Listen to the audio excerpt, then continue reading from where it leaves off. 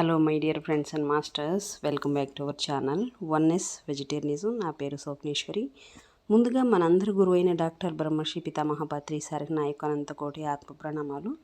సత్యలోకవాసులకి, దివ్యలోకవాసులకి, మహాకరణలోకవాసులకి, నక్షత్రలోకవాసులకి, ఏంజల్స్కి, మహావతార్ బాబాజీకి, బుద్ధ భగవానుడికి, రామ్త మాస్టర్కి, తండ్రి మహా ఉపాధ్యాయుడు మాస్టర్ టీచర్ రామ్త గారు, అలాగే ఇమోటల్ మాస్టర్ అమరత్వ గురువు, అమర గురువు, చిరంజీవి అయినటువంటి తండ్రి ఆ మహా ఉపాధ్యాయుడు బంగారు తండ్రికి అనంత కోటి ఆత్మ ప్రణామాలు తెలియజేసుకుంటూ, ఈ వర్తమాన క్షణంలోని ఈశ్వ చైతన్యానికి అనంతకోటి ఆత్మ ప్రణామాలు, నా యొక్క స్వయానికి అనంతకోటి ఆత్మ ప్రణామాలు. ఇప్పుడు మన ముందుకి రాబోతున్న మాస్టర్ మేడం శాంత మేడం కూడా నా యొక్క అనంతకోటి ఆత్మ ప్రణామాలు. మరి మేడంకి సాదరంగా వెల్కమ్ చేసేసుకుందాం. Madam welcome to our session madam. Over to you madam Shanta madam. Thank you madam. Thank you. ముందుగా మన గురువు గారైన బ్రహ్మర్షి పితామహ పత్రి సార్ గారికి, స్వర్ణమాల పత్రి మేడం గారికి నా ఆత్మ ప్రణామాలు, కృతజ్ఞత, ధన్యవాదాలు. అలాగే విశ్వంలోని గురువులందరికీ కూడా నా ఆత్మ ప్రణామాల, కృతజ్ఞతలు. వన్నెస్ వెజిటేరియనిజం టీవీ వ్యవస్థాపకురాలైన స్వప్నేశ్వర్ మేడం గారికి నా ఆత్మ ప్రణామాల, కృతజ్ఞతలు. నాకెంతగానో సహకరిస్తున్న నా తల్లిదండ్రులకు, నాకు జన్మనిచ్చిన తల్లిదండ్రులకు, నా కుటుంబ సభ్యులకు ఆత్మ ప్రణామాలు, కృతజ్ఞతలు తెలియజేసుకుని, నాకు అవకాశం ఇచ్చిన మీ అందరికీ కూడా అనంత కోటి ఆత్మ ప్రణామాలు. ముఖ్యంగా రామ్తా మాస్టర్ గారికి ఆత్మ ప్రణామాలు, కృతజ్ఞతలు తెలియజేసుకుంటూ, రాంపా గారే నా చేత చెప్పిస్తున్నందుకు ధన్యవాదాలు, కృతజ్ఞతలు. Thank you. నేను గ్లోబ్ సాంగ్ రాంపా గారి మరణం లేని మీరు చదువుతున్నానండి.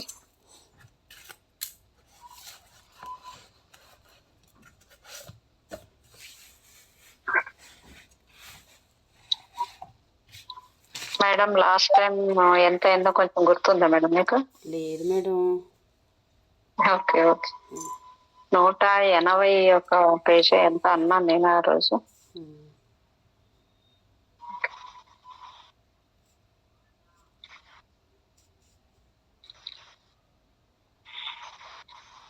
ఆకాశిక్ రికార్డు గురించి ఉంది మేడం. ఇది 19వ అధ్యాయం ఆకాశిక్ రికార్డులు.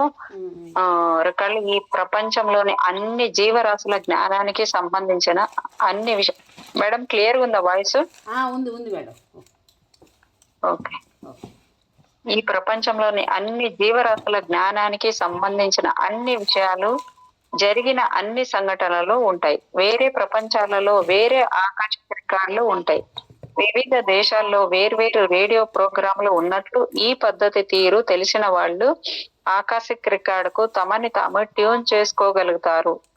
తమ ప్రపంచానికి సంబంధించిన వాటికే కాకుండా ఇతర విశ్వాలకు చెందిన అన్ని ఇతర ప్రపంచాల ఆకాశిక్ రికార్డును కూడా అలా ట్యూన్ చేసుకుని, అంటే ఆకాశిక్ ప్రకంపనాలకు అనుగుణంగా తమ శరీరపు ప్రకంపనలను శృతి చేసుకుని ఇలా ఇతర ప్రపంచాల చరిత్రలను దర్శించగలుగుతారు. అలాగే మన ప్రపంచపు చరిత్ర పుస్తకాల్లో ఏ తప్పులు దొర్లాయో తెలుసుకోగలుగుతారు. చరిత్ర పాఠాల్లో ఏ తప్పులు దొర్లాయో తెలుసుకోవాలనే కుతూహలం సంగతి అటుంచి, తమ జీవితంలోనే ఏ పొరపాట్లు జరిగాయో కూడా ఎవరినైనా చూసి తెలుసుకోవచ్చు. ఈ భూమి మీద మన తనువు చాలించాక మనం ఇంకో జీవన తలం మీదకు వెళ్ళి భూమి మీద మనం ఏం చేశామో ఏం చెయ్యలేదో పరిశీలించుకుందాం. ఇదంతా ఆలోచన వేగంతో మనం గమనిస్తాం. ఆకాశిక్ రికార్డు పరిశీలన ద్వారానే ఇది జరుగుతుంది. మనం పుట్టినప్పటి నుంచి కాక, మనం పుట్టుక ముందు నుంచి జరిగిన సంఘటనలలో మనం ఎవరికి జన్మించాలనుకున్నామో, మన తల్లిదండ్రులు ఎవరిని మనం నిర్ణయించుకొని బయలుదేరామో, అక్కడ నుంచి ఈ పరిశీలన ప్రారంభమవుతుంది. ఈ పరిశీలన పూర్తి అయ్యాక, మనం చేసిన పొరపాట్లేవో మనకు అర్థమయ్యాక, పరీక్షల్లో ఉత్తీర్ణుడు కాలేకపోయిన విద్యార్థి ఏ జవాబులను తప్పుగా రాశాడో చూసుకొని మళ్ళీ అదే తరగతిలోకి వెళ్ళి కూర్చున్నట్లు, మనం మళ్ళీ ఇంకో జన్మను ఎలా ఎత్తాలో, ఎక్కడ జన్మించాలో, ఎవరికి జన్మించాలో, ఎప్పుడు జన్మించాలో, ఇలా అన్ని బేరీజ్ వేసుకొని ఓ జీవిత ప్లాన్ ను నిర్ణయించుకుంటాము. స్వతసిద్ధంగానే విశ్వవిజ్ఞాన కోశంలోకి ఒక వ్యక్తి తరచి చూడడానికి చాలా సమయం పడుతుంది. దీనికి ఎంతో కఠినమైన అభ్యాసము, సాధన, విశ్వాసము కావలసి వస్తాయి. అయితే ఎంతో మంది ఇందులో కృతకృత్యులు అయ్యారు. మనం ఇక్కడ కాసేపు ఆగి విశ్వాసం గురించి చర్చించుకుంటే బాగుంటుంది అని బహుశా మీరు అనుకుంటున్నారు కదూ. విశ్వాసం ఈ లక్షణాన్ని ప్రతి ఒక్కరూ అపురూపమైన ఓ మొక్కను మనం జాగ్రత్తగా కాపాడుకుంటూ పెంచుకున్నట్టుగా పెంచుకోవాలి. ఈ విశ్వాసం అనేది ఓ కలుపు మొక్క కాదు. ఇందాక అనుకున్నట్లుగా ఇది సరైన ఉష్ణోగ్రతలో పెంచాల్సిన ఓ అపురూపమైన మొక్క. దీన్ని మనం బాగా మేపాలి, జాగ్రత్తగా తిండి పెట్టాలి, జాగ్రత్తగా కాపాడుకోవాలి. విశ్వాసం మనకు కలగాలంటే విశ్వాసాన్ని గురించిన నిశ్చయాన్ని మన అంతరాల్లోకి, అచేతన మనస్సులోకి దిగిపోయేలా మళ్ళీ మళ్ళీ చెప్పుకుంటూ ఉండాలి. ఈ మన అచేతన మనస్సు చేతనావస్థలోని మనస్సు కంటే 9 రెట్లు పెద్దదిగా మనలోని ముఖ్య భాగంగా ఉంటుంది. దీనిని ఓ సోమరిపోతు అయిన వృద్ధుడితో పోలుస్తూ ఉంటాం. ఈయనని మనం శోభ పెట్టకూడదు. ఈయన వార్తాపత్రికలను చదువుతూ ఉంటాడు. బహుశా ఓ వైపు కాల్చుకుంటూ ఉంటాడు. సుఖంగా మెత్తటి చెప్పులను వేసుకుని ఉంటాడు. నిజానికి ఆయన చుట్టూ జరుగుతున్న అల్లకల్లోలం, అల్లరి ఆయనకు నచ్చదు. ఆయన తన ఏకాగ్రతను కోల్పోయేందుకు ఇష్టపడడు. అనేక సంవత్సరాల కృషి వల్ల ఎంతో విపరీతంగా పీడిస్తే తప్ప ఉంటున్న స్థితి నుంచి ఆయన ప్రక్కదారి తొక్కడు. తన చుట్టూ ఉన్న గోల నుంచి తగిన రక్షణ ఏర్పాటు చేసుకుని ఉంటాడు. వృద్ధాప్యంలో ఉన్న ఓ చెవిటి వానిలాగా ఈయనకి మొదటిసారి చెబుతున్న మాట అస్సలు వినిపించదు. రెండోసారి పిలిచినప్పుడు మనము చెప్పే మాటను వినడానికి ఆయనకు ఇష్టం ఉండదు కనుక వినడు. వింటే తాను చేస్తున్న పని పెరగవచ్చు, లేకపోతే అనుభవిస్తున్న విశ్రాంతి నాశనం అయిపోవచ్చుననే ఆలోచనతో మనం చెప్పింది వినడు.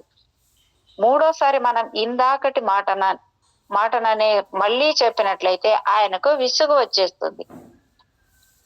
చేతిలోని పేపర్లో రేసు ఫలితాలను చదవాలని ఆయన అనుకుంటూ ఉండవచ్చు. శ్రమ పడే పనిని చేయాలి అని ఆయన అనుకోకపోవచ్చు. మీరు మీ మాటలని మళ్ళీ మళ్ళీ చెబుతూనే ఉంటే అప్పుడే ముసలాయన స్పృహలోకి వచ్చి మీ మాట వింటాడు. మీ మాట అచేతన మనస్సులోకి దిగిందంటే చాలు, మీకు తనంతట తాన ప్రకాశించే విశ్వాసం స్థిరపడిపోతుంది. ఇక్కడ మీకు ఒక విషయాన్ని మేము స్పష్టం చేయాల్సి ఉంటుంది. విశ్వాసం అంటే నమ్మకం కాదు. రేపు సోమవారం అని నమ్మకం అని మీరు అనొచ్చు. దీనికి అర్థం ఉంటుంది. మీరు రేపు సోమవారం అయితే ఉండొచ్చని నా విశ్వాసం అని చెప్పరు. ఈ మాటకు అర్థం పూర్తిగా వేరే ఉంటుంది. విశ్వాసం మీతో పాటు పెరుగుతూ ఉంటుంది. మనం ఓ క్రిస్టియన్ కావచ్చు, ఒక బుద్ధిస్టు కావచ్చు, ఒక యూదుడు కావచ్చు. మన తల్లిదండ్రులు క్రిస్టియను, బుద్ధిస్టులో, యూదులో కాబట్టి మనకు మన తల్లిదండ్రుల మీద విశ్వాసం ఉంటుంది. వాళ్ళ ఆలోచనలు సరైనవేనని మన నమ్మకం. అందువల్లే మన విశ్వాసం కూడా మన పెద్దల విశ్వాసం లాగే ఒకటే అయి ఉంది. ఏ విషయాలను మనము ఈ భూమి మీద పూర్తిగా నిరూపించలేమో ఆ విషయాలు విశ్వాసాన్ని ఆశ్రయిస్తాయి. మిగతా నిరూపించగల విషయాలను మనము ఈ భూమి మీద పూర్తిగా నిరూపించలేమో ఆ విషయాలు విశ్వాసాన్ని ఆశ్రయిస్తాయి. మిగతా నిరూపించగల విషయాలను మనము నమ్మవచ్చు, నమ్మకపోవచ్చు. విశ్వాసానికి నమ్మకానికి మధ్య ఓ తేడా ఉంది.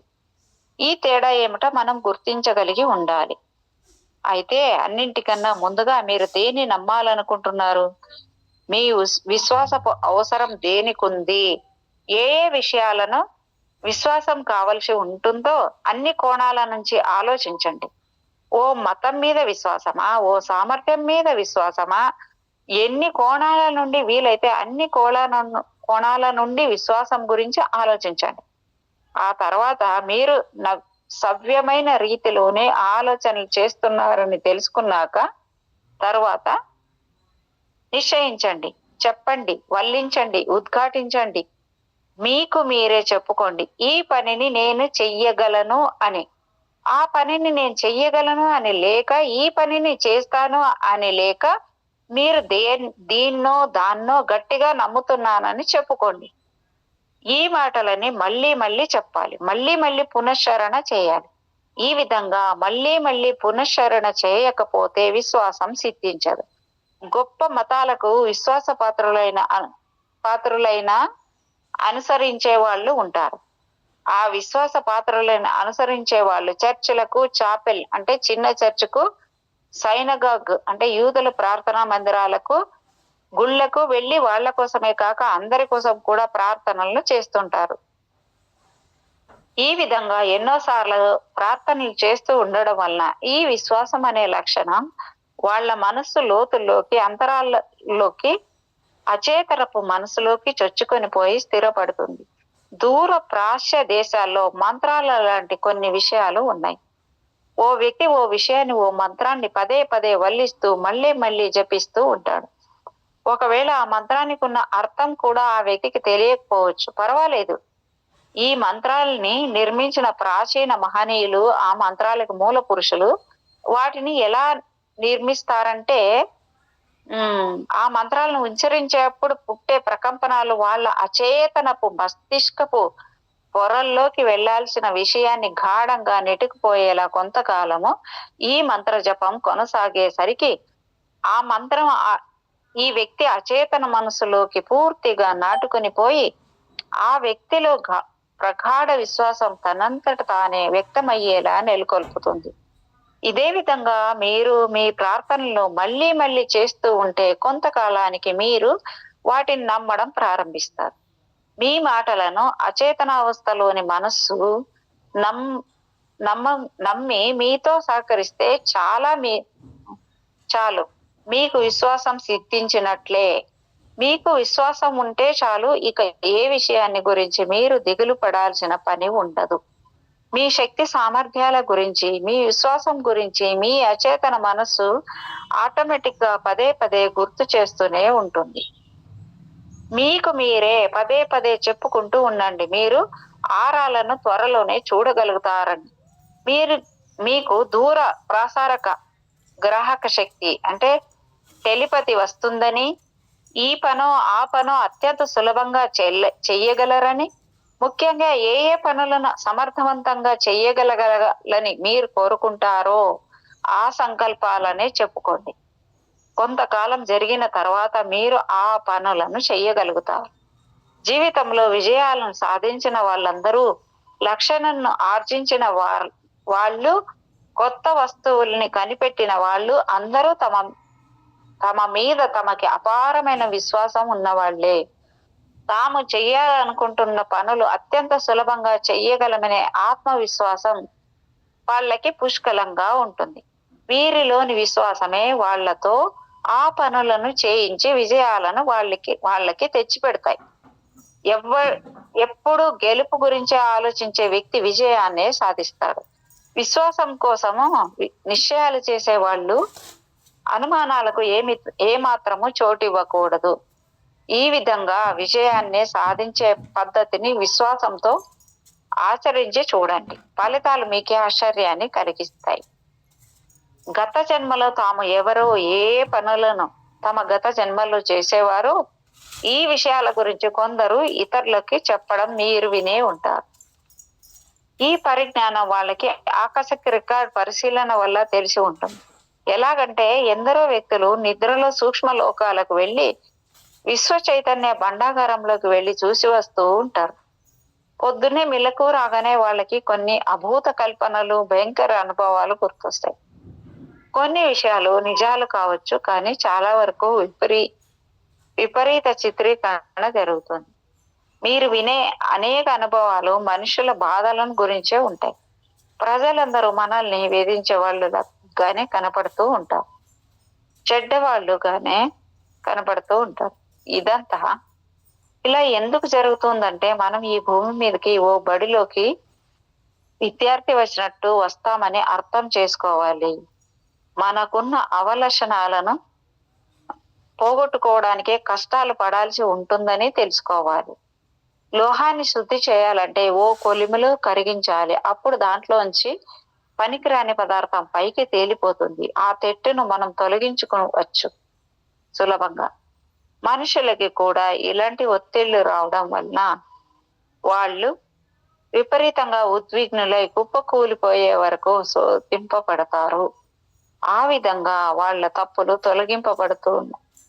పడతాయి. వాళ్ళు సంస్కరింపబడతారు. మానవులు ఈ భూమి మీదకు నేర్చుకునేందుకు వస్తారు. దయాగుణం కంటే కఠినత్వంతోనే మానవుడు చాలా త్వరగా అనేక సత్యాలు గ్రహించగలుగుతాడు.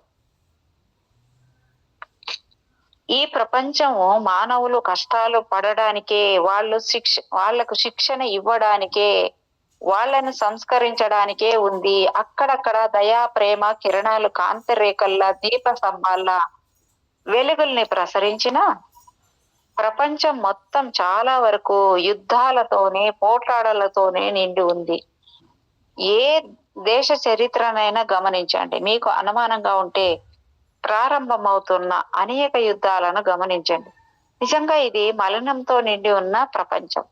ఇక్కడికి రావాల్సిన గొప్ప మహనీయ వ్యక్తుల రాకకు ఈ భూమి మీద విషయాలుగా ఈ భూమి మీదకు రావాలనుకుంటే ఓ మలినాన్ని తనకు ఆపాదించుకొని ఆ తర్వాత జన్మించాల్సి ఉంటుంది. ఈ మలినమే ఆ మహనీయుని ఈ భూమి మీదకు కట్టిపడేసి ఉంచగలిగే లంగర్ లాంటిది. ఏ మహనీయుడు తన పూర్తి నిర్మలమైన నిష్కలంకమైన పవిత్రమైన స్థితిలో భూమి మీదకు రాలేడు.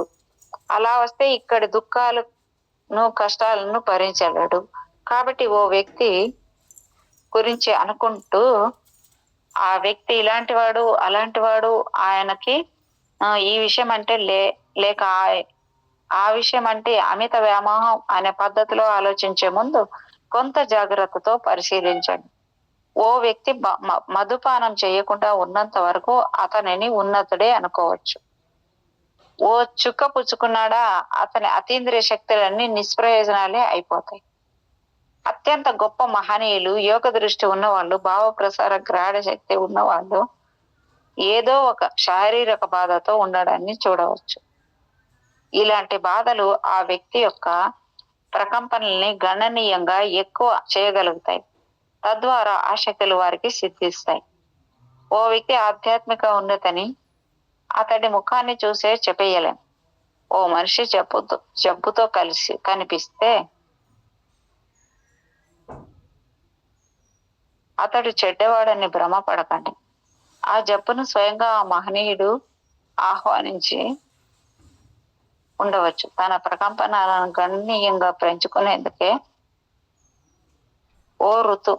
ఓ బూతు మాటని ఎక్కువగా ఉపయోగిస్తూ ఉంటే అతడు లేక ఆమె గురించి ఓ కఠినమైన తీర్పుని మీ అంతట మీరు వెంటనే నిర్ణయం చేయకండి. ఓ గొప్ప వ్యక్తి మీరు అనుకునే పద్ధతిలోనే ఉండనక్కర్లేదు. ఓ బూతు మాటని పట్టుకునో ఇంకో వ్యసనాన్ని అంటించుకునో ఈ భూమి మీద అతుక్కుని నిలబడగలిగేందుకే ఆ మహనీయుడు సంకల్పించుకొని ఉండవచ్చు. ఆ మనిషి మద్యపానం చేయకుండా ఉన్నట్లయితే నిజంగా మీరు మొదట అనుకున్నట్లే తప్పకుండా మహనీయుడు కావచ్చు. ఈ భూమి మీద అయిపోతూనే ఉంటుంది. ఈ భూమి మీద కావలసిన మాలిన్యం ఉంది. మాలిన్యం అనేది ఎప్పుడూ నాశనం అయిపోతూనే ఉంటుంది. నిర్మలము, అవినీతికి లొంగని ధీరత్వము మాత్రమే ఇక్కడ శాశ్వతత్వాన్ని కొనసాగించగలుగుతాయి. ఈ కారణం వల్లే మనము ఈ భూమి మీదకు వస్తూ ఉంటాం. ఇహలోకాన్ని దాటి ఉండే అవకాశమే లేదు. అందువల్లే మనుషులు ఈ భూమి మీదకి కష్టపడి ఆత్మజ్ఞానులైనందుకు వస్తూ ఉంటారు.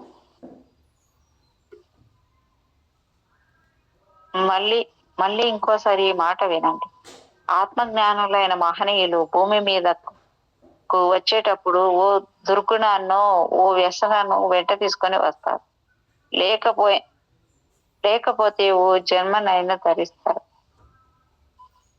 తాము ఎందుకు ఇహలోకానికి వస్తున్నారో వాళ్ళకు బాగా తెలుసు. ఓ ప్రత్యేక విధి నిర్వహణ కోసమే భూలోకానికి వచ్చారు కనుక ఏ వ్యసనము దుర్గుణము తమకు కర్మ బుద్ధులను చేసి తమనే ఇక్కడ బంధించదని వాళ్ళకు బాగా తెలిసే ఉంటుంది. కర్మ గురించి మనం తర్వాత తెలుసుకున్నాము. ఇంతవరకు ఇచ్చింది మరి ఏ వ్యసనము దుర్గుణము తమ కర్మ బుద్ధిని చేసే తమనే ఇక్కడే బంధించదని వాళ్లకు బాగా తెలిసి ఉంటుంది. కర్మ గురించి మనము తర్వాత తెలుసుకుందాం.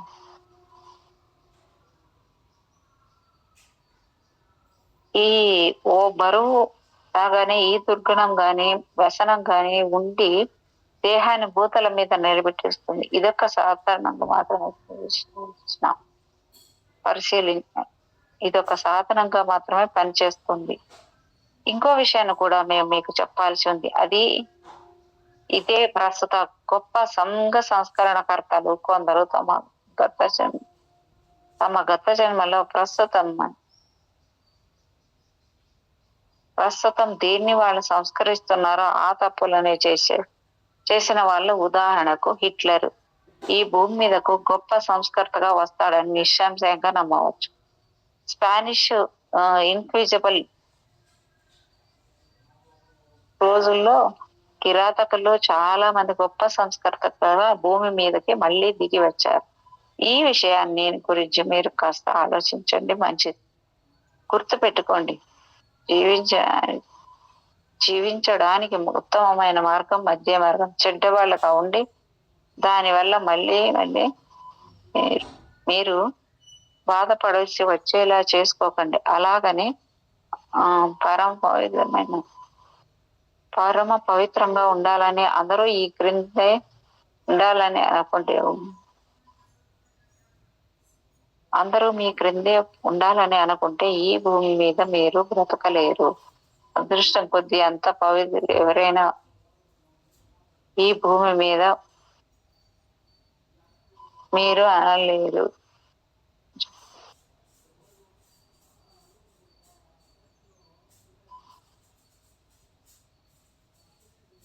ఇక్కడ 20వ పాఠం అంటే ఆత్మ సంయమనం.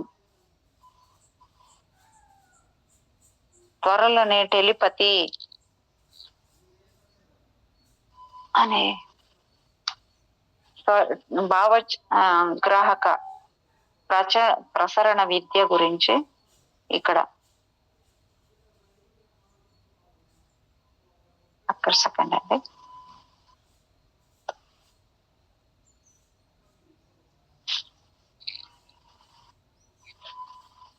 త్వరలోనే టెలిపతి భావగ్రాహక ప్రసరణ విద్య గురించి, క్లెయిర్ వోయిన్స్ యోగ దృష్టి గురించి, సైకోమెట్రీ అంటే స్పర్శ గ్రహణం గురించి అధ్యయనం చేసేందుకు మనము ప్రయత్నిద్దాం. కానీ ప్రస్తుతానికి కాస్త ప్రక్కదారిలోకి వెళ్ళడానికి మీరు ఒప్పుకోవాలి. ఇంకో విషయాన్ని గురించి ముచ్చటించుకునేందుకు మాకు అనుజ్ఞని ఇవ్వాలి. మేము ఎప్పుడు చెబుతున్న విషయాల గురించి దూరంగా వెళ్ళిపోతూ ఉంటామని మీరు అనుకుంటూ ఉంటారని మాకు తెలుసు. కానీ ఉద్దేశపూర్వకంగానే మేము అలా చేస్తున్నాం. మేము చెప్పదలుచుకున్న విషయాలు ఏమిటో మాకు బాగా తెలుసు. కానీ మిమ్మల్ని మీ ప్రజ్ఞను ప్రక్కకు లాగి మరో అన్య విషయాల చర్చ సాగించడం ద్వారా ఏమీ పునాదులే గట్టిపడి మీకు మేలు కలుగుతుందని మా నమ్మకం. ఇప్పుడు మీకు స్పష్టంగా చెప్పేది ఏమిటంటే, ఈ విద్యలు నేర్చుకోవాలని అనుకునేవారు ఆ ప్రయత్నాన్ని నిదానంగా చెయ్యాలని. ఒక స్థాయి తర్వాత మీరు అభివృద్ధిని బలవంతపు పద్ధతి వలన పొందలేరు. ప్రకృతిలోని మొక్కలు పెరిగే పద్ధతిని గమనించండి. పరదేశానికి సంబంధించిన మొక్కలని మన దేశంలో పెంచాలంటే అవి ఎక్కడంటే అక్కడ పెరగవు. వాటి కోసం ప్రత్యేకంగా హాట్ హౌసెస్ ను నిర్మించాలి. సరైన ఉష్ణోగ్రతను కలిగించాలి. ఆ మొక్కలు చాలా సున్నితంగా ఉంటాయి, సులభంగా చనిపోతాయి. అయితే బలవంతం మీద జరిగే ఈ మొక్కల అభివృద్ధి కూడా సహజంగా ఉండదు.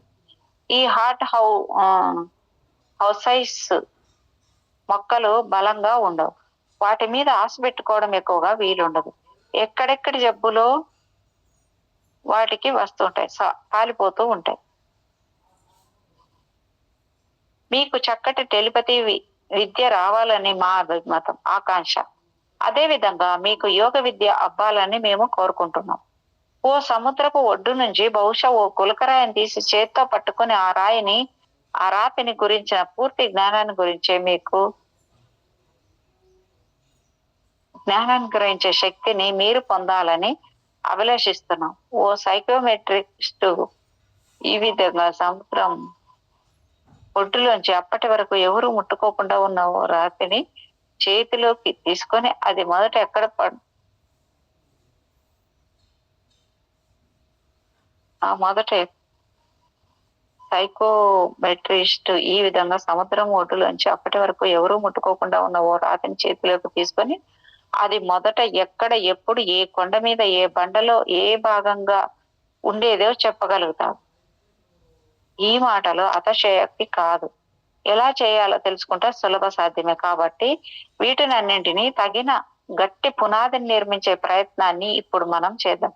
ఎందుకంటే ఇసుక నేల మీద ఇంటిని స్థిరంగా నిర్మించలేము కనుక. మనం పునాదుల గురించి మాట్లాడుకుంటున్న సమయంలో మొట్టమొదటిగా శాంతం, ప్రశాంతం అనే 2 రాళ్లను ముఖ్యమైనవిగా గుర్తించి చెరో చివర స్థిరంగా నిలబెట్టుకోవాలి. టెలిపతి యోగ దృష్టి సాధించాలంటే శాంతి స్వభావం, ప్రశాంతమైన మనసు ఉండి తీరాలి. లేకపోతే మొదటి తరగతిని కూడా దాటలేం. మానవులు నిజానికి పరస్పర విరుద్ధాలైన స్వభావాలతో ఉంటారని మన చుట్టూ ఒకసారి గమనిస్తే చూస్తే ఏదో ముగినిపోతున్నట్లు హడావిడి పడుతున్న రివ్వున ఎటో కార్లలో దూసుకుపోతున్న బస్ ఎక్కాలని పరుగులు పెడుతున్న జనాలను చూడవచ్చు. షాపులు మూసేస్తారేమోనని కంగారుతో ఎగబడి సామాన్లు కొంటున్న జనాల్ని గమనించవచ్చు. మనం అందరం ఎప్పుడు గంటలా మ్రొగుతూనే ఉంటాం. బుసలు కొడుతూ ఉడికిపోతూ ఉంటాం. క్రోధంతోనో కలతతోనో నిప్పులు చెరుగుతూ ఉంటాం. బుసలు కొడుతూ ఉడికిపోతూ ఉంటాం. ఉత్తినే మన శరీరాలు ఉడికెత్తి పోతుంటాయి, బిగదీసుకుపోతుంటాయి. మనలో వాళ్ళే ఒత్తిళ్లు పెరిగిపోతూ మీరు ఏ క్షణంలోనైనా పేలిపోయేట్టు అంటారు. అలాంటి కానీ ఇలాంటి లక్షణాలు వల్ల మీకు ఏమీ ఒరగదు. అత్యంత గోప్యమైన విషయాలు ఇలాంటి ఉన్నట్టుండి అంటే మనలో ఒత్తిళ్లు పెరిగిపోతూ ఉంటాయి. కానీ ఉన్నట్టుండి ఎప్పుడూ పేలిపోతామేమోనని అనిపిస్తుంది. అవును, మీరు ఏ క్షణంలో అయినా పేలిపోయేట్టు ఉంటారు. కానీ ఇలాంటి లక్షణాల వల్ల మీకు ఏమీ ఒరగదు. అత్యంత గోప్యమైన విద్యల పరిశోధనకు తరంగాలు బయట నుంచి వస్తున్న సంకేతాలని అందుకోలేవు. మన మనసు ప్రశాంతంగా ఉండి ఓపెన్ గా ఉంటేనే అన్ని వైపుల నుంచి అన్ని చోట్ల నుంచి వచ్చే సంకేతాలు మనకి అంతే అర్థమయ్యే పరిస్థితి నెలకొంటుంది. ఉరుములు మెరుపులతో వర్షం పడుతున్నప్పుడు ఎప్పుడైనా మీరు రేడియో ప్రోగ్రాంలు విన్నారా? మీ ఇంటి బయట ఓ మూర్ఖుడు తన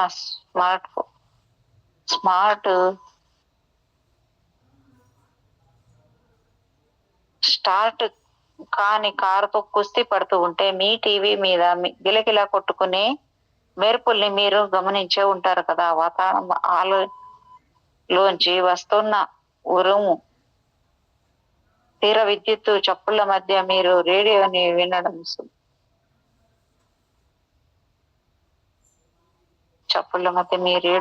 అంత సులభం కాదు. సాఫ్ట్వేర్ ఇండియా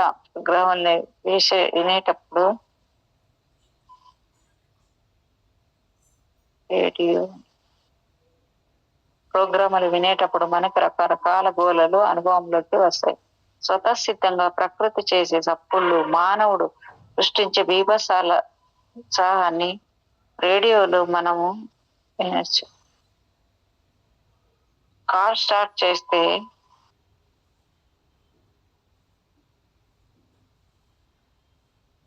కారు అంటే స్వతసిద్ధంగా ప్రకృతి చేసే చప్పుళ్ళు, మానవుడు సృష్టించే బీభత్సాల ఉద్గాతాన్ని రేడియోలో మనం వినొచ్చు. కారు స్టార్ట్ చేస్తే చప్పుడు వస్తుంది. మన ఫ్రిడ్జ్ లోని స్టార్ట్ లోని రిలేలు టకటక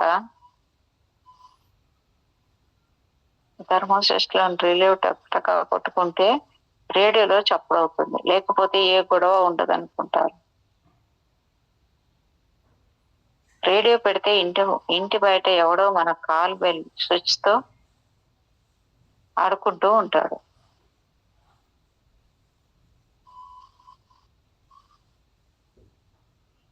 వీటన్నింటితో మనం వేడెక్కిపోతూ ఉంటాం. ఎంత ధ్యాస పెట్టి విన్నా రేడియోలోంచి వచ్చే సందేశం మనకు చేరదు. మన మనసుల్లో ఇలాగే రేగే స్థిర విద్యుత్ చప్పుళ్ళు ఆగిపోతే గాని మనకు టెలిపతి విద్యలో అభివృద్ధి కనిపించదు. మానవుడి మెదడు పాడైపోయిన కారు బ్యాటరీ కన్నా ఎక్కువ గోలను సృష్టిస్తుంది.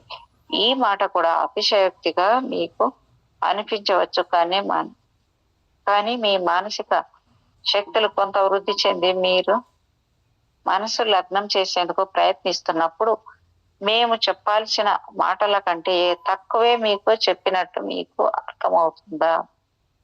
ఈ వ్యాసంగాన్ని ఇంకొంచెం సేపు పొడిగిద్దాం. ఎందుకంటే మనము ఏదైనా పనిని చేయబోయే ముందు ఏం చేయాలో నిర్ణయించుకొని కలిసి ఉంటుంది కాబట్టి మనము ఆ పనుల్లో వచ్చే విఘ్నాల గురించి బాగా తెలుసుకోవాలి. లేకపోతే ఆ విజ్ఞానాన్ని అధిగమించడం. ఈ విషయాన్ని మరో కోణంలోంచి ఆలోచిద్దాం. ఒక ఖండం నుంచి మరో ఖండంలోని మనిషిలోని మాట్లాడాలంటే సముద్రం కింద నుంచి చేయబడిన ఓ చక్కటి కేబుల్ వ్యవస్థ ఉండాలి. ఉదాహరణకి ఇంగ్లాండ్ నుంచి న్యూయార్క్ వరకు అట్లాంటిక్ టెలిఫోన్ లైన్ ఉంది. ఈ కేబుల్స్ ను ఉపయోగించి మనం అట్లాంటిక్ టెలిఫోన్ లైన్ ఉంది. ఈ కేబుల్ నుంచి ఉపయోగించే మనం టెలిఫోన్లలో అవతల మనిషితో మాట్లాడుతుంటే మనము స్పష్టంగా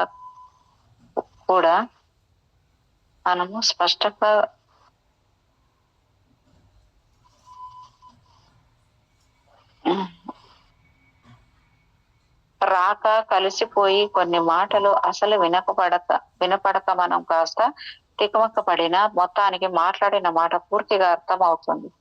దురదృష్టవశాత్తు ఇలాంటి టెలిఫోన్ వ్యవస్థ గురించి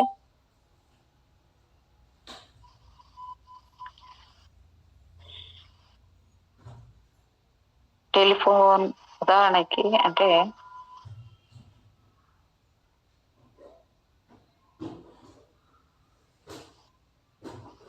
ఆ విజ్ఞానాన్ని ఈ విషయాన్ని మరో కోణంలోంచి ఆలోచిద్దాం. ఒక ఖండం నుంచి మరో ఖండంలోని మనిషితో మాట్లాడాలంటే సముద్రం కింద నుంచి చేయబడిన ఓ చక్కటి కేబుల్ వ్యవస్థ ఉండాలి. ఉదాహరణకి ఇంగ్లాండ్ నుంచి న్యూయార్క్ వరకు అట్లాంటిక్ టెలిఫోన్ లైన్ ఉంది.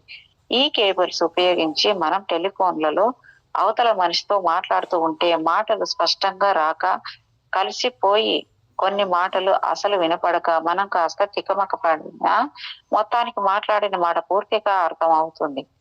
దురదృష్టవశాత్తు ఇలాంటి టెలిఫోన్ వ్యవస్థ ప్రపంచం మొత్తం మీద లేదు.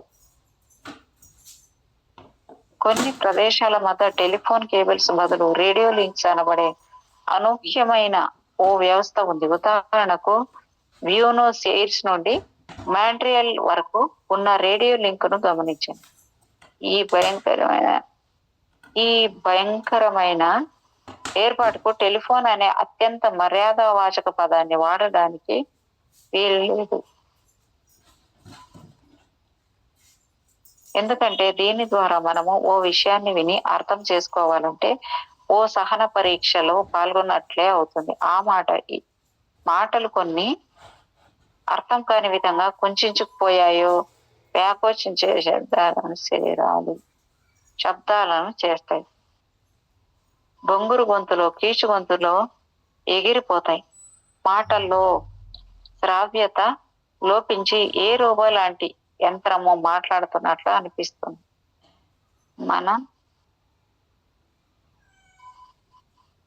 మన చెవుల్లోకి ఏమి వస్తుందో అర్థం చేసుకోవడానికి మన చెవుల్ని ఇంకా లెక్కించాల్సి వస్తుంది.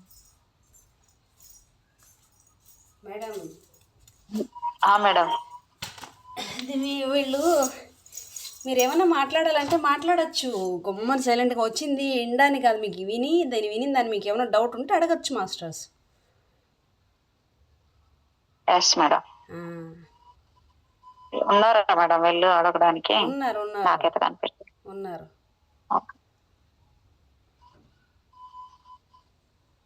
చెప్పండి అమ్మా, ఏమన్నా మీకు అర్థం కానిది ఏమన్నా ఉంటే డౌట్ ఉన్నా అడగండి.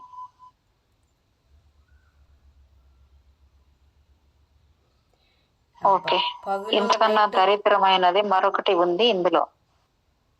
టెలిఫోన్ పట్టుకున్నంత సేపు మనం ఏదో ఒకటి వాగుతూనే ఉండాలి. మాట్లాడుకునేందుకు విషయం ఏమీ లేకపోయినా సరే. లేకపోతే సర్క్యూట్ మూసుకుపోతుంది. ఈ గొడవలన్నింటికి తోడుగా ఇందాక మనము చర్చించుకున్న స్టాటిక్ చప్పుళ్ళు ఉండనే ఉంటాయి. ఆయనీకరణం చెందిన మబ్బుల వాతావరణపు పాఠాలలో వక్రీభవనాలు పరావర్తనాలు కలిగి సంకేతాలు పాడవుతూ ఉంటాయి. ఇదంతా ఎందుకు చెబుతున్నామంటే ప్రపంచంలోని అత్యంత సూక్ష్మమైన శక్తివంతమైన పరికరాలతో మనం ప్రయత్నిస్తున్న రేడియో టెలిఫోన్ల ద్వారా మన సంభాషణ తగలవచ్చు తగలకపోవచ్చు అనే పద్ధతిలో ఉంటుంది. ఎప్పుడో తప్ప ఈ మాటలు తగలవు. రేడియో టెలిఫోన్ల కంటే టెలిపతియే సుఖప్రదమైందని మా అనుభవం చెబుతోంది. మీకు ఆశ్చర్యం కలుగుతూ ఉండవచ్చు, మేము రేడియో గురించి ఎలక్ట్రిసిటీల గురించి ఎప్పుడు ఎందుకు రాస్తూ ఉంటామని. దీనికి సమాధానం మెదడులో శరీరంలో విద్యుత్ తయారవుతూ ఉంటుంది. కాబట్టి మెదడు శరీరంలోని అన్ని కండరాలు క్రమ పద్ధతిలో విద్యుత్తును ప్రసారం చేస్తూనే ఉంటాయి. మన శరీరాన్ని నిజంగా కరెంటు ఎక్కువైపోతుంది మేడం, నిజంగానే ఈ పవర్ ఎక్కువైపోతుంది అనమాట. అవును, నిజమే. కాబట్టి మెదడు ఇప్పుడు టెలిపతి అంటే సీతారాములకి ఉండే కదా, అలాంటి టెలిపతినా? టెలిపతి మేడం, టెలిపతి అంటే అలాంటిది వాళ్ళలాంటిది ఇంకొకరు లాంటిది. టెలిపతి అంటే ఇప్పుడు మనం అనుకుంటుంటాం కదా, మీరు ఏదో నాతో మాట్లాడాలనుకుంటారు, ఆ లోపు నేను మీకు ఫోన్ చేస్తాను. అయ్యో మేడం నేను ఇప్పుడే మాట్లాడాలనుకున్నా, మీరు ఫోన్ చేశారు, అది టెలిపతే. మరి అలా కనెక్ట్ అవుతుంది. మనం అనుకుంటూ ఉంటాము ఎవరో ఒకళ్ళు ఇంటికి వస్తారు, వాళ్ళతో చూడాలనో మాట్లాడాలనో, లేదు వాళ్ళతో మాట్లాడితే బాగుండు అనుకున్నా వాళ్ళు ఫోన్ చేయడమో ఏదో ఒకటి జరుగుతుంది, వాళ్ళు ఎదురుపడమో, అదే టెలిపతి అంటే. మరి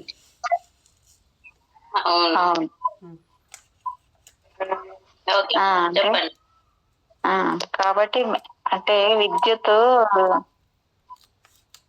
శరీరంలో విద్యుత్ తయారవుతూ ఉంటుంది. కాబట్టి మెదడు శరీరంలోని అన్ని కండరాలు క్రమ పద్ధతిలో విద్యుత్తును ప్రసారం చేస్తూనే ఉంటాయి.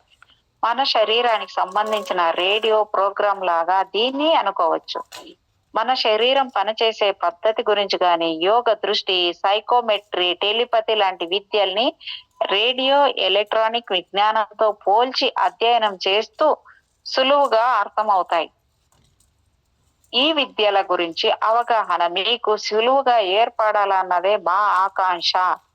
అందువల్ల మిమ్మల్ని మేము కోరేది ఏమిటంటే ఈ రేడియో ఎలక్ట్రానిక్ విద్యుత్తుల విషయాల జ్ఞానాన్ని జాగ్రత్తగా అర్థం చేసుకోమని. ఎంత ఎక్కువగా రేడియో ఎలక్ట్రానిక్ విషయాలను అధ్యయనం చేస్తే అంత సులువుగా మీ సాధనల్లో మీరు అభివృద్ధిని సాధించగలుగుతారు. సున్నితంగా పనిచేసే యంత్రాలను కుదుపు నుంచి మనము కాపాడుతూ ఉండాలి. ఓ విలువైన టెలివిజన్ సెట్ మీద మీరు పిడిగుద్దులు కురిపించరు. ఓ చేతి గడియారాన్ని గోడకేసి కొడుతూ ఉండరు. మన వద్ద అత్యంత సమర్థవంతంగా పనిచేసే ఓ రేడియో యంత్రం ఉంది. అదే మన మెదడు. దీన్ని మనం జాగ్రత్తగా కాపాడుకోవాలి. తీవ్రమైన కుదుపులు అంటే షాక్స్ తగలకుండా కాపాడుకుంటూ ఉండాలి.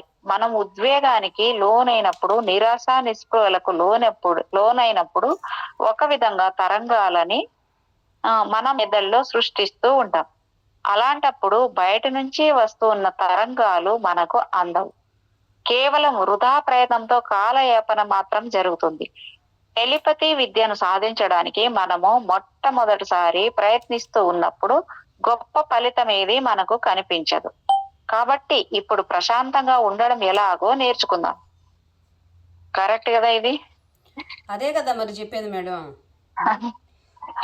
లేనిపోనివన్నీ పెట్టుకొని మైండ్లో పెట్టుకుని ఇదైపోదు. అదే చెప్పేది, ఎవరికైనా అనవసరమైనవి అనవసరమైన దానికి పెద్ద ఇదైపోయేసి అవన్నీ పెట్టుకుంటే నష్టం ఎవరికి? మనకే. ఎవరికి కాదు నష్టం, మనకే.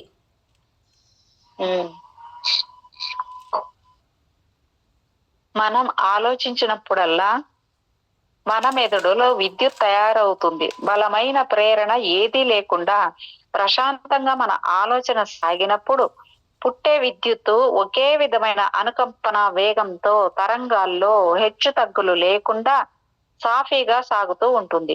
ఎప్పుడైనా ఓ శిఖర కెరటం ఎత్తు ఎక్కువైతే ఆ అలజడి కారణం మరేదో ఆలోచన సాఫీగా సాగే మన ఆలోచనలను భగ్నం చేస్తోందని అర్థం చేసుకోవాలి. కాబట్టి మనము మన మెదళ్లలో సాగే రకరకాల సంకల్పాలు, భయాందోళనలు మన ఏకాగ్రతను భగ్నం చేస్తాయని అర్థం చేసుకోవాలి. కాబట్టి మన ఆలోచన సరళిలోకి భయము, నిరాశలను ఏ మాత్రము రానియకూడదు. అన్ని వేళల్లోనూ మనం ఆత్మ సంయమనాన్ని పొంది ఉండాలి. ఇది చాలా ఇంపార్టెంట్. ఎంత బాగుంది చూడండి పాయింట్ కదా మేడం. ప్రశాంతంగా ఉండడాన్ని అలవాటు చేసుకోవాలి. బట్టల్ని వాషింగ్ మెషిన్ లోంచి తీసి బయట ఆరేయాలని అనుకుంటున్న సమయంలో చేతుల నిండా నీళ్లు ఓడుతున్న బట్టలు ఉన్నప్పుడు టెలిఫోన్ మ్రోగితే మనకు చిరాకు పుట్టుకు రావడం సహజమే. చాలా తక్కువ ధరతో ఓ కానుకతో పాటు వస్తువుల్ని అమ్ముతుంటే కొందామని హడావుడి షాపుకి వెళితే అప్పటికే అన్ని వస్తువుల్ని అమ్మివేయబడి ఉంటే మనకి ఉద్వేగం రావడం సహజమే. కానీ ఇవన్నీ భౌతిక ప్రపంచానికి మాత్రమే సంబంధించినవని అర్థం చేసుకోండి. శరీరాన్ని వదిలిపెట్టి, ఈ భూమి వదిలిపెట్టి వెళ్ళిపోయేటప్పుడు ఈ వస్తువులు ఏవి మనకు పనికిరావనే సత్యాన్ని గ్రహించండి. భూమితో మన సంబంధం అంతమయ్యే నాటికి మన వస్తువుల్ని సూపర్ బజార్ లో కొంటున్నామా లేక వీధి చివరిలో కొంటున్నామా అనే విషయానికి ఏ ఉపయోగము ఉండదని తెలుసుకోండి. ఈ మాటను మళ్ళీ మళ్ళీ చెప్పుకుందాం. ఇంతవరకు దీన్ని మీరు చదివి ఉండకపోతే ఈ జన్మ నుంచి ఇంకో జన్మలోనికి మనము ఒక్క పైసా డబ్బుల్ని కూడా తీసుకెళ్లలేము. కానీ మనం నేర్చుకున్న విద్యల అనుభవాల సారం మాత్రం మనతో పాటు వస్తుంది. ఈ జ్ఞానమే మనకు ఇంకో జన్మ ఎలా ఉండాలో నిర్ణయింపబడే విధానానికి దోహదకారి అవుతుంది. కాబట్టి ఏ జ్ఞానాన్ని మనం మనతో పాటు పట్టుకుని తీసుకెళ్లగలుగుతామో ఆ జ్ఞానాన్ని ఇప్పుడు సంపాదించుకునే ప్రయత్నాన్ని చేద్దాం. ఇప్పటి ప్రజలందరూ డబ్బు పిచ్చి పెట్టుకుని వస్తు వ్యామోహం పెట్టుకుని ఉన్నారు. కెనడా, అమెరికా, సంయుక్త రాష్ట్రాల లాంటి దేశాలు తప్పుగా తాము సంపన్న దేశాలమనుకుంటున్నాయి. ఈ దేశాల్లోనే ప్రజలందరూ అప్పుల్లో మునిగి తేలుతున్నారు. ఫైనాన్స్ కంపెనీల నుంచి, అంటే ఇది వరకు వడ్డీ వ్యాపారులు అనే పేరుండేది వీళ్ళకు, ఇప్పుడు మెర్సే క్రోమియం బోర్డులను తగిలించుకుంటున్నారు. జనాలకందరికీ కొత్త కార్లు కావాలి. అందరూ ఎప్పుడు పరుగులు పెడుతూనే ఉంటారు. జీవితంలో ముఖ్యమైన వాటి గురించి ఆలోచించే సమయము దొరకదు వీళ్ళకి. అనవసరపు విషయాల వెనక తిరుగుతూ ఉంటారు. మనకు పనికొచ్చేది ఏమిటంటే మనం నేర్చుకున్నవే. ఇవే మన వెంట వస్తాయి. మనం పోయేప్పుడు మనతో పాటు తీసుకుపోలేని డబ్బులు, వస్తువులు ఏవైనా ఉంటే ఇలాంటివన్నింటినీ ఇంకొకళ్ళు దుర్వినియోగం చేయడానికి, విచ్చలవిడిగా ఖర్చు చేయడానికి వదిలిపెట్టేసేయాల్సి వస్తుంది. అందుకు మనతో పాటు తీసుకెళ్లేందుకు పనికొచ్చే జ్ఞానాన్ని మాత్రమే నేర్చుకుందాం. ప్రశాంతతను పొందడానికి అత్యంత సులభ పద్ధతి ఒకే విధమైన పద్ధతి క్రమంతో శ్వాసక్రియను జరపడం. చాలా మంది దురదృష్టవశాత్తు గాలిని లోపలికి బలంగా లాక్కుంటూ బయటకు ఊదుతూ శ్వాసక్రియను జరుపుతూ ఉంటారు. మెదడుకు ప్రాణవాయువు అందే అవకాశాన్ని ఇవ్వకుండా రొప్పుతూ ఉంటారు. సృష్టిలో గాలి చాలా తక్కువగా ఉన్నట్లు అనుకుంటారేమో. గాలిని వేగంగా మింగుతూ బలంగా కక్కుతూ ఉంటారు. వాళ్ళు పీల్చే గాలి బాగా వేడిగా ఉన్నట్లు, ఇలా అది లోపలికి వెళ్ళగానే అలా దాన్ని బయటకు తరిమేయాలని బెంగ పెట్టుకుంటున్నట్లు ఆ పని చేస్తూ మళ్ళీ ఇంకో గుటక వేసేందుకు సిద్ధపడుతుంటారు. మనం గాలిని గాఢంగా తీసుకోవడం నేర్చుకోవాలి. ఊపిరితిత్తుల్లో ఉన్న పాత గాలిని పూర్తిగా బయటకు పంపించేయాలి. పైనే గాలి తీసుకుంటూ ఉంటే ఊపిరితిత్తుల్లో పాడైపోయిన గాలి మిగిలిపోయే ఉంటుంది. ఊపిరితిత్తుల్లో గాలి ఎంత తిరుగుతుందో అంత బాగా మన మెదడు పనిచేస్తూ ఉంటుంది. మన జీవితం ఆక్సిజన్ మీదే ఆధారపడి ఉంది. ముఖ్యంగా మన మెదడుకి చాలా ఆక్సిజన్ కావాలి. మెదడుకు ఆక్సిజన్ తగ్గిపోతే మనకు అలసిపోయినట్లు అనిపిస్తుంది, నిద్రపోవాలనిపిస్తుంది, మన పనుల వేగం తగ్గిపోతుంది, ఆఖరికి ఆలోచించడం కూడా కష్టమవుతుంది. కొన్నిసార్లు తీవ్రమైన తలనొప్పి ప్రారంభం కావచ్చు. అప్పుడు మనం బయటికి వెళ్ళి కాస్త మంచి గాలిని పీల్చుకుంటే ఆ తలనొప్పి తగ్గిపోయి మెదడుకు తగినంత ఆక్సిజన్ తప్పగా అందాల్సిందేనని మనకు రుజువు అవుతుంది. అంటే మనం ఇక్కడ ఎక్కువ ప్రకృతితో మనం ఆలోచన లేకుండా గడిపితే ఎంతో మంచిదని ఇక్కడ మన ఆరోగ్యానికి కానీ మన ఆలోచనలకు కానీ అని ఇక్కడ నాకు అర్థమైంది. క్రమా పద్ధతిలో శ్వాస తీసుకుంటే కలతపడ్డ మనస్సు కుదుట పడుతుంది. మీకు ఎవరి మీదైనా పిచ్చి కోపం వచ్చేసి వాళ్ళని చావకూడదామన్నంత ఉద్రేకంతో ఉన్నారనుకోండి, అట్లాంటప్పుడు అందుకు బదులుగా గాఢంగా ఓసారి శ్వాస తీసుకోండి. ఎంత గాఢంగా తీసుకుంటే అంత మంచిది. తీసుకొని కొన్ని సెకండ్ల వరకు ఆ శ్వాసను బిగబట్టి అటు తర్వాత నెమ్మదిగా ఆ గాలిని విశ్వసించండి. ఆ విధంగా గాఢంగా ఊపిరి తీసుకుంటూ కాసేపు లోపల నిలిపి ఉంచుతూ నెమ్మదిగా వదిలిపెట్టే పనిని కొన్నిసార్లు మీరు చేస్తే ఎప్పుడు ఊహించినంత త్వరలోనే ప్రశాంతతను పొందగలుగుతారు. వేగంగా గాలిని తీసుకోవడం, వేగంగా గాలిని వదిలిపెట్టడం మానండి. నిదానంగా ఊపిరి తీసుకుంటూ ప్రాణశక్తిలోకి వస్తున్నట్లు ఊహించండి. నిజంగా జరిగేది ఇదే. ఇప్పుడు మేము చెప్పబోయే ఈ పద్ధతిని అభ్యసించి చూడండి. మీ రొమ్మును వీలైనంత లోపలికి తీసుకొని మీ ఊపిరితిత్తులలోని గాలిని మొత్తం బయటికి తరిమేసే ప్రయత్నం చెయ్యండి. గాలి కోసం మీ నాలుక బయటకు పంపించేందుకు ప్రయత్నించండి. ఇప్పుడు అదే కదా మేడం తర్వాత చేసేది. మనం చేసేది అదే కదా. అంటే మేడం వీళ్ళు నాలుగు బయటకు పంపించేందుకు ప్రయత్నించండి గాలి కోసం అంటున్నారు. అది నాలుగు బయట అంటే మీరు మీకు గుర్తుందా కొన్ని యోగ సాధనలు యోగా మేడం నాలుగు అంటే నాలుక కాసేపు బయట పెట్టి అదే అమ్మవారి లాగా బయట పెట్టండి అంటారు కదా మేడం. అదే అదే అదే అంటే నాలుక ఫోల్డింగ్ లాగా పెట్టి ఇటు పెట్టి అట్లా తిప్పి పెట్టి చేస్తారు. అది కొన్ని దాన్ని ఏమంటారంటే శీతలి ప్రాణాయామం అని కూడా అంటాం. దాన్ని తీసుకోవడం వల్ల అవును మేడం, అవును నేను చేశాను. అవును అది ఓకే ఓకే ఓకే చెప్పండి మేడం. అలాంటివి కూడా చేద్దాం మేడం. మనము చేద్దాం మేడం. ఇప్పుడు ఈ రోజు నుంచి క్యాండిల్ సాధన చేద్దామా? క్యాండిల్ క్యాండిల్ క్యాండిల్ క్యాండిల్ అవునా? ఏది మేడం తెలియదు దాని గురించి. ఒకటి మనకు నెయ్యి కానీ మంచి నెయ్యి కానీ దొరికిందంటే నెయ్యి దీపం పెట్టుకొని రూమ్ అంతా గది అంతా చీకటి చేసేసి నెయ్యి దీపం పెట్టుకొని మంచి సువాసన వచ్చే ఒక అగరవత్తులు ఏమన్నా పెట్టుకొని సువాసనతోటి దాన్నే చూస్తూ ఫోకస్ దాని మీదనే ఫోకస్ పెట్టడం. ఓకే ఓకే ఓకే ఓకే కన్ను రెప్ప వేయకూడదు, కన్ను కొట్టకూడదు. కళ్ళకు కూడా మంచిది అంటారు అది కదా మేడం? కళ్ళకే మంచిది కాదు, దానివల్ల ఎన్నో శక్తులు మనలో అవేకనింగ్ అవుతాయి. ఓకే ఓకే ఓకే మంచి నెయ్యి అయితే ఉంది మేడం, ప్యూర్ నెయ్యి అయితే ఉంది నా దగ్గర. తెచ్చి ఆ దీపాల కోసమే పెట్టుకున్నాను నేను. అదేలే చేద్దాము కాదు. ఏం చేద్దాం చెప్పండి. మనము ఇప్పుడు చూడండి, వస్తే అసలు పిలిస్తేనే పలకరు. ఎవరేమో సిగ్గుపడిన పెళ్లి కూతురులా గొమ్మను ఉంటారు, సైలెంట్గా ఎక్కడో వాళ్ళు అక్కడ గప్షిప్ దొంగలు అన్నట్టు ఉంటారు. నేను ఎవరితో మాట్లాడాలి? నేనైతే మాట్లాడతాను మేడం. ఈ రోజు ఏదో ఫోన్ కొంచెం ఏదో ప్రాబ్లం అయింది, కళ్ళు కొంచెం ప్రాబ్లం అయిపోయింది. మాట్లాడి అంటే ఎంతసేపు నేను ఒక్కటే మాట్లాడి నా ఎనర్జీ ఇదే తప్ప ఎవరు మేముంది చెప్పండి. అవును మేడం నిజమే. ఇష్టం లేదా వీళ్ళకి ఏమన్నా? అందరూ స్పందించండి అమ్మా. నేనేమన్నా బలంతం పెడుతున్నానా? నా బలవంతంగా జాయిన్ అవుతున్నారా? నాకు అర్థం కాకుండా పోతుంది. ఎందుకు మేడం బలవంతంగా? మేము నేర్చుకోవడానికి కదా, మా బాగు కోసమే కదా. అసలు పలకట్లేదు కదా మేడం. ఇప్పుడు మీ అందరూ అట్లుంటే ఏం చేస్తుంది? ఇంకా నేను కూడా చెప్తారు కదా, నేను కూడా గాలి బిన్ బుడలాగా కింద పడాలి అప్పుడు. అవును మేడం గాలి బిన్ బుడగలాగా పడాలి అప్పుడు నేను కూడా. అవును మేడం. సరే ఓకే మేడం. గాలి కోసం మీ నాలుక బయటకు పంపించేందుకు ప్రయత్నించండి. తర్వాత సుమారు 10 సెకండ్ల సమయంలో మీ ఊపిరితిత్తులను గాలితో పూర్తిగా నింపుకోండి. మీ రొమ్మును పూర్తిగా వ్యాకోచింపజేయండి. వీలైనంత అధిక మొత్తంలో మీ ఊపిరితిత్తులు నిండాలి. నిండాక ఇంకొంచెం గాలిని లోపలికి త్రోసేందుకు ప్రయత్నించండి.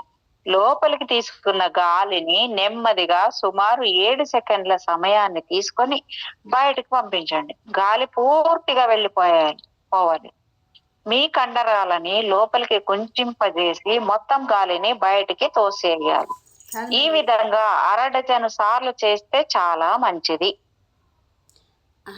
అట్లా అట్లా చేసేటప్పుడు మీరు చెయ్యండి. కానీ నేనేమంటానంటే గాలి ఎక్కువ టైం ఉంచడానికి తీసుకునేటప్పుడు నెమ్మదిగా లేట్గా నెమ్మదిగా స్లోగా తీసుకోవాలి.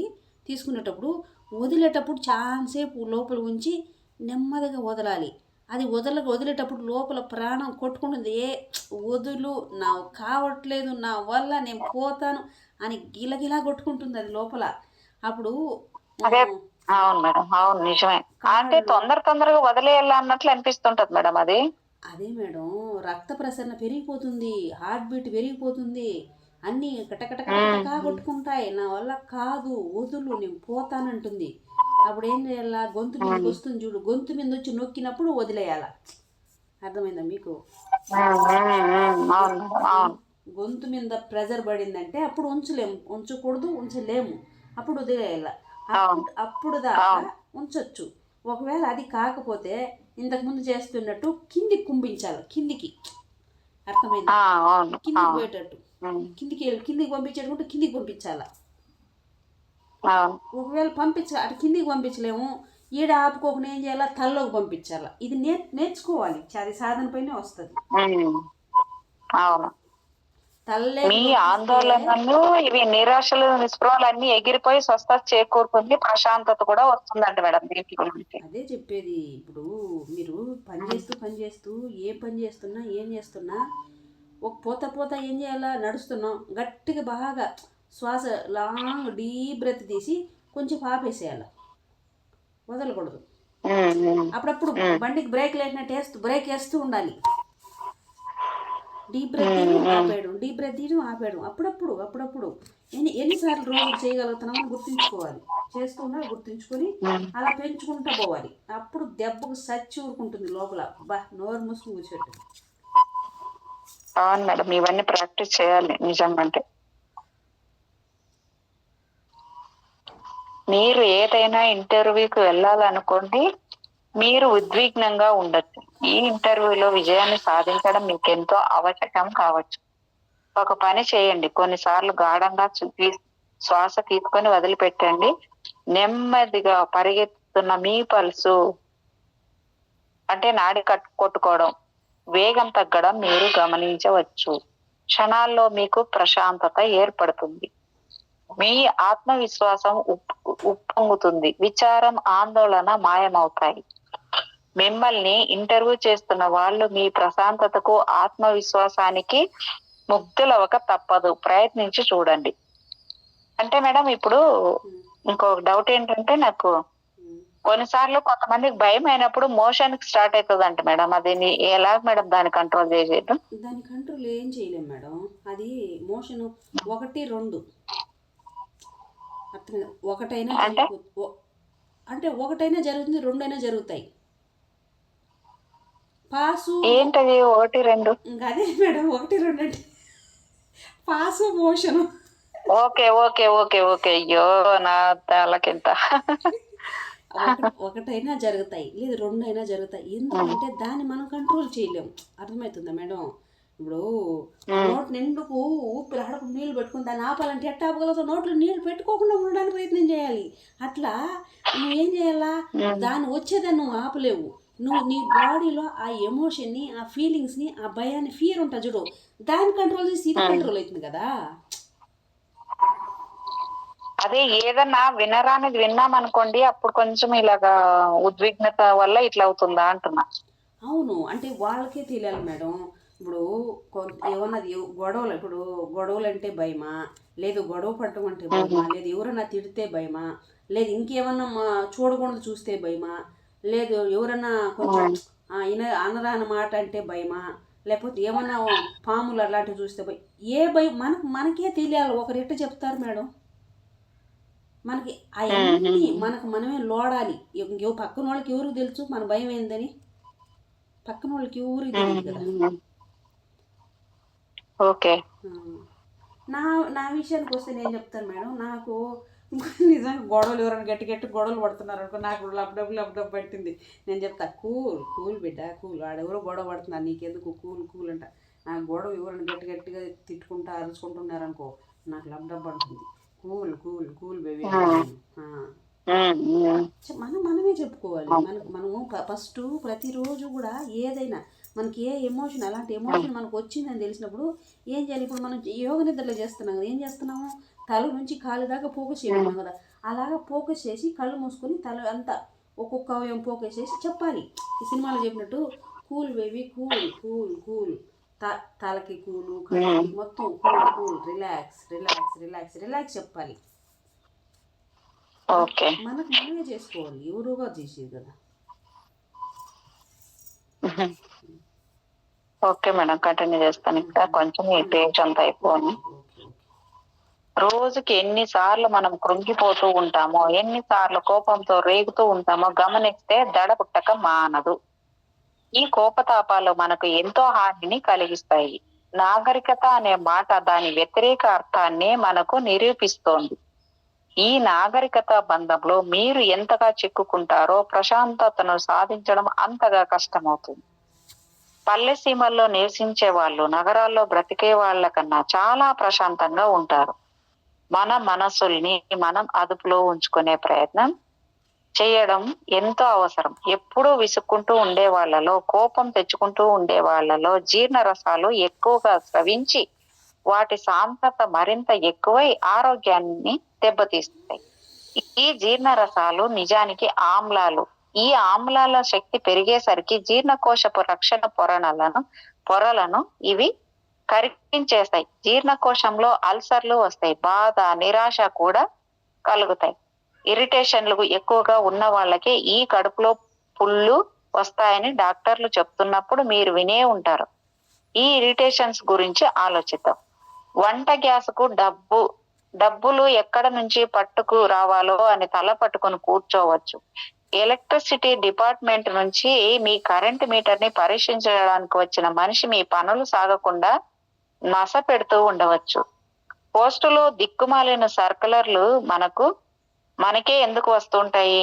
వాళ్ళ దగ్గర తగలబెట్టుకోవచ్చు కదా వాళ్ళు, మన దాకా ఎందుకు? ఇలాంటి గొడవలు మీ బుర్రలోకి ఎక్కించుకొని కలత చెందకండి. మీకు మీరే ఈ ప్రశ్న వేసుకోండి, ఇంకో 50-100 సంవత్సరాల తర్వాత ఈ గొడవలకు అర్థం ఏమైనా ఉంటుందా అని. మీ మనసు పాడైనప్పుడల్లా, చింత మీకు పట్టుకున్నప్పుడల్లా, కోపతాపాలు, ఉద్రేకాలు, భంగపాట్లు కలిగినప్పుడల్లా ఇలాంటి ఆలోచననే మీరు చెయ్యండి. ఈ గొడవలు, ఈ చింతలన్నీ 50 ఏళ్ల తర్వాత కూడా ఇప్పటి ప్రాధాన్యతనే కలిగి ఉంటాయా? వీటి విలువ ఏంటి? నాగరికత కూడా మన ఓర్పుకు ఓ పరీక్షే. ప్రపంచంలోని అందరూ పోగై మనలో అసహజమైన మానసిక అలజడులను కలిగిస్తుంటారు. మన మెదళ్లలో అస్వాభావికమైన తరంగాలను రేకెత్తిస్తూ ఉంటారు. మన మెదళ్లలో తయారయ్యే విద్యుత్తును ఎక్కువ చేస్తూ ఉంటారు. మామూలుగా ప్రశాంతంగా ఆలోచన సాగుతున్నప్పుడు మన మెదళ్లలో ఓ క్రమ పద్ధతిలో ఏ అలజడి లేకుండా ఒకే స్థాయిలో ఈ తరంగాలు బయలువెడుతూ ఉంటాయి. కొన్ని యంత్రాల సహాయంతో డాక్టర్లు, మనం కూడా వీటిని గమనించవచ్చు. మానసిక రుగ్మత ఏదైనా ఓ రోగికి ఉందన్న అనుమానం రాగానే డాక్టర్లు చేసే మొదటి పని ఇదే. ఓ పేపర్ రిబ్బన్ మీద ఈ రోగి మెదడు నుంచి వస్తున్న తరంగాలకు అనుగుణంగా తయారయ్యే ఓ గ్రాఫ్ ను చిత్రించి ఆ గ్రాఫ్ ను పరీక్షిస్తుంటారు. సాధారణ మానవుడి గ్రాఫ్లలో పోల్చి ఓ జబ్బును ఆ రోగికి నిర్ధారిస్తారు. ఈ తరంగాల విఘ్నత తగ్గితే మానవుడికి సహజ స్థితి అంటే నార్మల్ నెలకొంటుందని ప్రాచ్య వైద్యులకు ఎప్పటి నుంచో తెలుసు. ఎన్నో తంత్రాల ద్వారా ఓ మానసిక రోగిని మామూలు మనిషిగా వాళ్ళు చేయగలిగి ఉండేవాళ్ళు.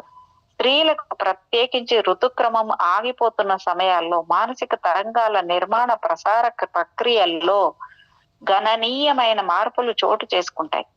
శరీరంలోని కొన్ని గ్రంథుల్లోంచి స్రవించే రసాయనాలు పూర్తిగా ఆగిపోవడం గాని, దారి మళ్లింపు ద్వారా గాని, కొన్ని శారీరక మార్పులతో పాటు మానసిక ప్రవృత్తిలో కూడా మార్పు చోటు చేసుకోవచ్చు. ఎందుకు ఇంకొకళ్ళ అనుకుంటున్నారు మాటలను మేడం? చెప్పండి మేడం. ఎందుకు అనుకుంటున్నారు? అర్థమైందా మీకు? అవును మేడం, అవును. అంటే హార్మోన్స్ ఇంబ్యాలెన్స్ అంటూ ఉంటారు కదా మేడం. హార్మోన్ ఇంబ్యాలెన్స్ కాదు మేడం, ప్రతి మంతు అంటే ఆ ఎగ్ ఓవులేషన్ అవుతుంది, మళ్ళీ అది పోతుంది కదా, అండం విడుదల అవుతుంది, వెళ్ళిపోతుంది, మళ్ళీ ఉత్పత్తి అవుతుంది కదా, అది ఆగిపోతుంది. అది ఆగిపోయినప్పుడు ఈ ఉత్పత్తి అయ్యేది ఆగిపోతుంది, అది రిలీజ్ అయ్యేది ఆగిపోతుంది కదా. అప్పుడు ఒక దారి ఉంది మేడం, దారిలో వస్తూ పోతూ ఉంటే మనం నడుస్తూ ఉన్నానుకో, ఆ దారిలో గడ్డి గిడ్డి ఏం మొలవదు. ఒక దారి మనం పోతూ తిరుగుతూ వస్తుంటే గడ్డి గిడ్డి ఏం మొలవదు దాని మీద కదా. అవును అవును అవును. అది మనం పోకుండా ఆగిపోయామనుకో, అది అంతా మూసుకుపోతుంది, క్లోజ్ అయిపోతుంది. అవును ఎక్కడ అవును మేడం, అర్థమైంది. అప్పుడు ఒక స్టక్ అయిపోతుంది కదా, బ్లాక్ లాగా. అవును అవును. అది కానీ ఇంకొకళ్ళ మాటలను విని తమ జీవితంలో ఘోరమైన మార్పు జరగబోతూ ఉందని కొందరు ఘోరంతని కొండంతగా ఊహించి తీవ్రంగా ఆలోచించి నిజం చేసుకొని జీవితాన్ని తమ చేతులతో తామే పాడు చేసుకుంటారు. సరి అయిన అవగాహన ఉంటే ఏ ఉపద్రవాలు జరగవు మేడం. మేడం, ఇప్పుడు చదివే పేపర్ అయిపోతే ఆపేద్దాం, ఎందుకంటే మనకు 1 hour అంత టైము అయ్యింది కాబట్టి. అవును మేడం, అవును మేడం, నాకు కూడా అనిపించింది. ఓకే మేడం, ఇక్కడికి ఎండ్ చేసుకుందాం మేడం. 213 పేజ్ రేపు చెప్పుకుందాం. Okay madam, thank you so much madam. మీకు నా యొక్క హృదయపూర్వకమైన కృతజ్ఞతలు. ఈ వర్తమాన క్షణానికి విశ్వంలో ఉన్న సమస్త గురుమండలికి, ఇక్కడున్న వాళ్ళందరికీ పేరు పేరున హృదయపూర్వకమైన కృతజ్ఞతలు.